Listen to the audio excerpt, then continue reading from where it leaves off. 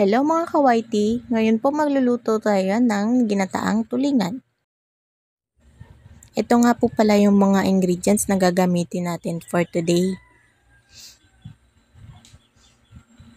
Meron po tayo ditong luya, may konting asin, meron po tayong sili haba, kamatis, meron din po tayong sibuyas na pula, meron din po tayong 2 pakwan ng dinurog na paminta. Flavor seasoning mix, bahala na po kayo kung anong brand ang gagamitin nyo. Tsaka meron po tayo syempre suka at syempre gata. Ito naman po ang nagbibigay linamnam sa ating tulingan. Yan po, fresh pa po yan, kabibili lang ng aking mister. Ito po yung mga gagamitin natin. Pwede nyo naman pong dagdagan yan kung gusto nyong may talong or okra. Bali, pagsamahin lang po natin itong isda po, yung tulingan, kamatis, tsaka po yung sibuyas po. Yan, isalansan nyo lang po dyan. Hindi ko rin po pala inubos yung isda kasi naisipan ko, iprito ko na lang po yung iba para sa mga bata. Ilagay nyo na rin po yung luya. Isunod naman po natin yung siling haba. Tapos budbudan po natin ng asin.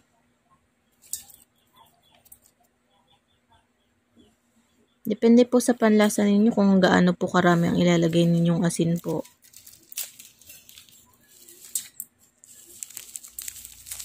Tsaka ilagay na rin po natin yung dinurog po na paminta.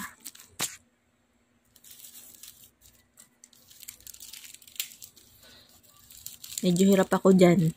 Buksan yung paminta. Ayan na nga. Budbud.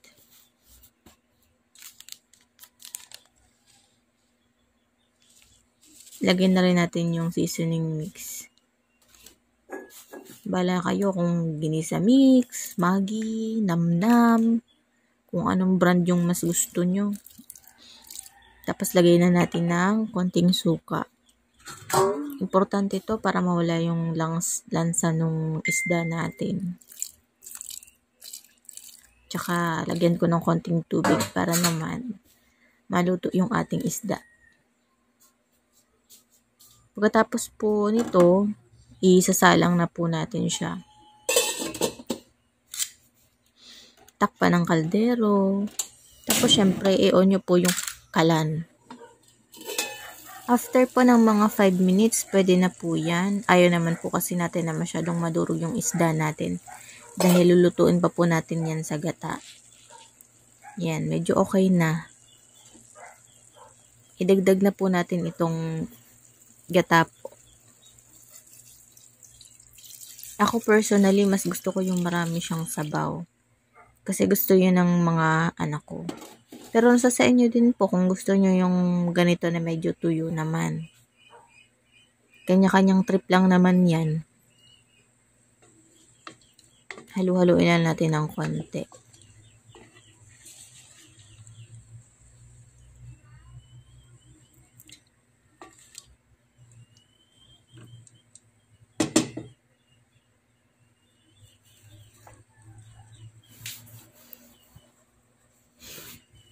Kung ako gusto ko sana may talong to eh. Kaya lang yung aking partner hindi siya mahilig.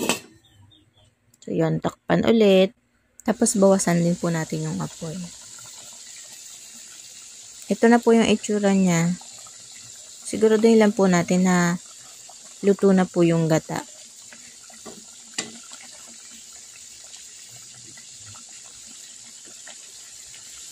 Pinirito ko na rin po pala yung natirang isda kanina. Gusto din kasi ito ng mga bata. At habang hinihintay ko nga po ito, ako ay medyo nagutom na.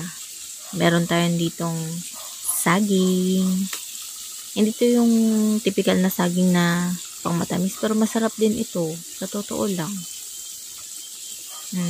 Yummy. Natural yan. Tara, kain na! Please subscribe to my channel. Thank you!